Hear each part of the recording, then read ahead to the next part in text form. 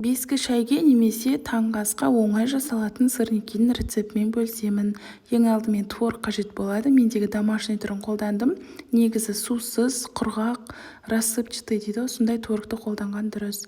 Үстіне 4 ас қасық қант, 4 ас қасық манна крупа және де 1 жұмыртқа салып барлығын жақсылап араластырамыз. Және де 15 минутқа бетін жауып тындырып қоямыз. Яғни ішіндегі манна крупасы кішкене ұлғаяды, сол кезде қою масса болып шығады. Менде кішкене сулылау болды, өйткені домашний творогты қолдандым ғой. Кәдімгідей құрғақ, суы кеткен сондай творог қолдану керек. Кәдімгідей дөп-дөңгелек етіп қолға сөйтіп форма жасап аласыздар да, үстелге ұн сеуіп, екі жақ бетін осындай стаканмен немесе жаңағыдай дөңгелек затпен айналдырасыздар. Осылай бетін аздап басып қоясыздар.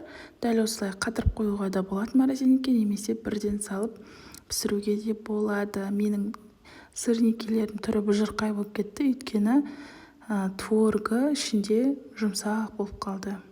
Майсыз сондай творогты алғандарыңыз дұрыс. Негізі өте оңай әрі тез дайын болады. Міндетті түрде жасап көріңіздер. Дәл осы рецептпен жасаңыздар. Негізі сырникидің жақсы болып шығуы бұл тікелей творогқа байланысты.